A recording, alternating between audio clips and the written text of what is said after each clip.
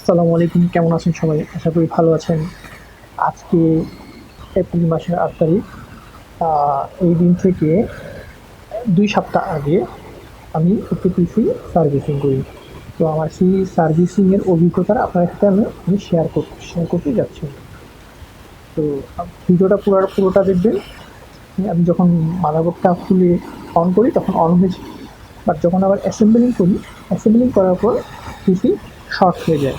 আমি এর আগে অনেক পিসি এভাবে কাজ করেছি, কিন্তু এই সমস্যাটা পাইনি। কিন্তু এই পিসির সাথে আমি এটা পেয়েছি। এই জন্য আপনাদের সাথে শেয়ার করছি। শেষের দিকে গুরুত্বপূর্ণ মেসেজ আছে আপনাদের জন্য। তো আশা করি ভিডিওটা ভালো লাগবে। খুবই খারাপ। দেখুন, অনেক ডাস্ট পড়ে আছে এখানে। RAM, processor, power supply, cooling fan, বিশেষ করে মাদারবোর্ড, এখানে প্রচুর ডাস্ট পড়ে আছে। ক্লায়েন্ট আমাকে বলেছে এটা ১ বছর পরে ছিল, ইউজ করা হয়নি। তো আমি এটা দেখব প্রথমে আগে যে মাদারবোর্ড ওকে আছে কিনা। ক্লায়েন্ট অন করেছিল কিন্তু অন হয়নি। তো আমি আগে মাদারবোর্ডটা ক্লিন করে দেখব যে মাদারবোর্ডটা ওকে আছে কিনা। যদি ওকে থাকে তাহলে আমি পুরো ক্র্যাচিংটাকে ক্লিন করে ফেলব। আমরা যে মাদারবোর্ডটা খুলেছি, ডাস্ট ছিল, সেই ডাস্ট পরিষ্কার করে এখন টেস্টিংয়ে আসছি এবং খুব সুন্দরভাবে এটা রান করছে। দেখুন, এখন দেখুন ক্লিন করা হয়েছে কীভাবে। ভালোভাবে ক্লিন করার পর এখন আমি রান করেছি। দেখুন, ডিসপ্লেও চলে আসছে। এখন আমি হার্ড ডিস্ক কানেক্ট করে চেক করব। আমরা হার্ড ডিস্ক কানেক্ট করে দিয়েছি। দেখুন, এখানে হার্ড ডিস্ক লাগানো আছে।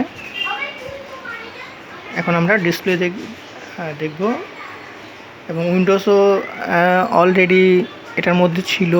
উইন্ডোজ 10 দেওয়া ছিল।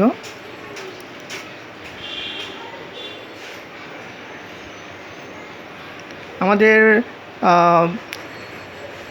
60% 70% কাজ ওকে হয়ে গেছে, কারণ টেস্টিং ওকে, আমাদের হার্ড ডিস্ক ওকে, র্যাম ওকে, এবং আমাদের উইন্ডোজও রান হয়ে গেছে। সো 60 থেকে 70% কাজ ওকে হয়ে গেছে। এখন শুধু আমাদের বাকি হলো অ্যাসেম্বলিং করা, আর এই যেই ক্র্যাচিংটা ছিল সেই ক্র্যাচিংটা ডাস্ট ক্লিনিং করে সেই ক্র্যাচিংয়ে এটাকে অ্যাসেম্বল করব। আর এটার যে পাওয়ার সাপ্লাই আছে, পাওয়ার সাপ্লাই একটু প্রবলেম আছে, সেটা আমি দেখাবো সেটা কাজ করে, সেটা কী কী প্রবলেম ছিল। তো উইন্ডোজটা অনেক দিন অন হয়নি, এজন্য একটু সময় নিচ্ছে। যাক, আমাদের কাজ হয়ে গেল। এই যে এখন যে পাওয়ার সাপ্লাইটা দেখতে পাচ্ছেন, সেটা হলো যে পিসিটা আমরা সার্ভিস করেছি সেই কম্পিউটারের। এই পাওয়ার সাপ্লাইতে আমি 2টা প্রবলেম পেয়েছি। একটা হলো ক্যাপাসিটর প্রবলেম, আরেকটা হলো লুজ কানেকশন, মানে 240 ভোল্ট লুজ কানেকশন। এইখানে যে কেবলটা দেখতে পাচ্ছেন, এটা কিন্তু ডিসকানেক্ট, মানে সোল্ডার করা নেই, ছিল হয়তো, যেটা ছুটে গেছে। আর এইখানে আমাদের যে ক্যাপাসিটারটা দেখতে পাচ্ছি, এই ক্যাপাসিটারটা ফুলে গেছে। তো আমি এটা চেঞ্জ করব আর এটা জয়েন করে দেব। আর আরেকটা জিনিস আমি এই পাওয়ার সাপ্লাইতে লক্ষ্য করলাম, সেটা আমি বুঝতে পারতেছি না। যদি পাওয়ার সাপ্লাই যারা এক্সপার্ট আছেন, তারা যদি ভিডিওটা দেখেন, তাহলে আমাকে একটু জানাবেন কমেন্ট করে যে পাওয়ার সাপ্লাইতে এখানে এই এক্সট্রা ট্রান্সফর্মারটা কেন লাগানো হয়েছে এখানে। আসলে এটা আমি কখনো দেখিনি। এই পাওয়ার সাপ্লাইতে আমি দেখলাম এখানে এক্সট্রা একটা ট্রান্সফর্মার লাগানো হয়েছে। শুধু এটার এই 2টা কেবল এখানে জয়েন করে দেওয়া আছে। তো কাইন্ডলি যারা এক্সপার্ট, যারা এই পাওয়ার সাপ্লাই নিয়ে কাজ করেন, তারা আমাকে একটু কমেন্ট করে জানাবেন যে কেন লাগানো হয়েছে। ওকে, তাহলে আমি এটা জয়েন করে দিই।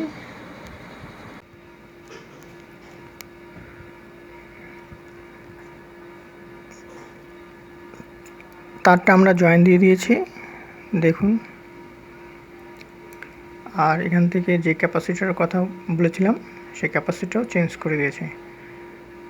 তো ক্যাপাসিটরের ভ্যালু ছিল 1000 মাইক্রোফ্যারাড 16 ভোল্ট। তো সেম মানেরই একটি ক্যাপাসিটর এখানে আমরা রিপ্লেস করে দিয়েছি। এটা হলো সেই ক্যাপাসিটর। এখন পাওয়ার সাপ্লাই ওকে হয়ে গেছে। তো এখন কানেক্ট শক্ত হয়েছে। ওকে, এভরিথিং ইজ ওকে নাও।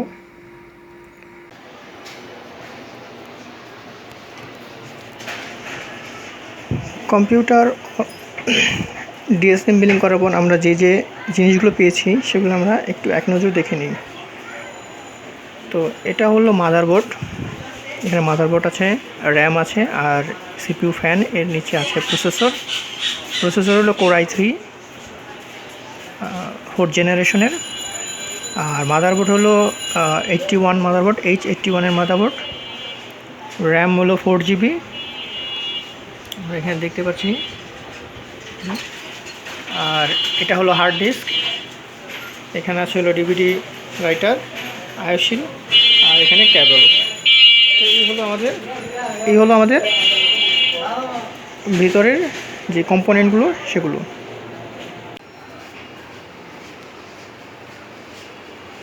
আমরা আমাদের যে ক্যাচিং আছে সেই ক্যাচিংটা কিন্তু এখানে ক্লিনিং করা হয়ে গেছে। এই আমাদের ক্যাচিং, এটা এখন সম্পূর্ণ ডিঅ্যাসেম্বল অবস্থায় আছে। এটা হলো ক্যাচিংয়ের ফ্রন্ট পার্ট। এটা হলো ক্যাচিংয়ের মধ্যে থাকা হলো আমাদের কুলিং ফ্যান। এই হলো আমাদের ক্যাচিংয়ের ফ্রন্ট পার্ট, হলো ফ্রন্ট পার্ট। তো আমরা ক্যাচিংটা পরবর্তীতে যেহেতু এটা আমরা ওয়াশ করেছি ওয়াটার দিয়ে, তো এটা শুকিয়ে গেলে আমরা এটা অ্যাসেম্বলিং করে নেব। আর এখানে আছে আমাদের সাইড কভার।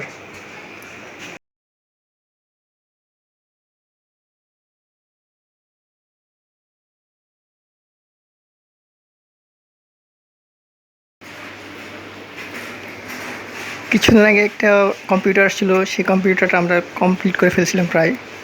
বাট যখন অ্যাসেম্বলিং করলাম তখন কিন্তু ওই কম্পিউটারটা আর রান হচ্ছিল না, মানে অফ হয়ে শর্ট হয়ে গেছিলো। তো ওই কম্পিউটারের মাদারবোর্ড প্রসেস দুটোটাই নষ্ট হয়ে গেছিলো, হঠাৎ করে নষ্ট হয়ে গেছিলো, কারণ শর্ট ছিল। পরবর্তীতে প্রসেসর এবং মাদারবোর্ড দুটোটাই রিপ্লেস করে দিয়েছি কম্পিউটারের। এখন আগে ছিল 81 মাদারবোর্ড, 4th জেনারেশনের প্রসেসর ছিল।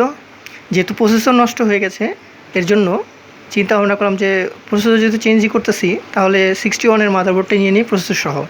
তো আমি পরবর্তীতে একটা প্যাকেজে 61 2nd জেনারেশন কোর i3 মাদারবোর্ডটা কিনে এখানে আবার অ্যাসেম্বলিং করে দিয়েছি।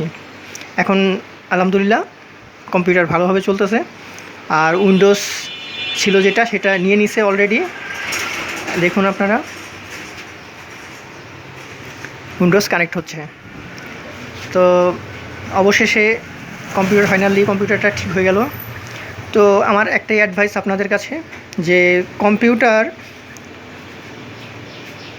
আপনারা একটু কেয়ার করে রাখবেন, কারণ ধুলা বালি এগুলো থেকে তো সাবধান থাকা যায় না, এগুলো আসবেই। তো আপনারা সার্ভিসিংয়ের একটা ব্যবস্থা রাখবেন। প্রতি 6 মাস অন্তর অন্তর একটা সার্ভিসিং করার চেষ্টা করবেন কম্পিউটারকে।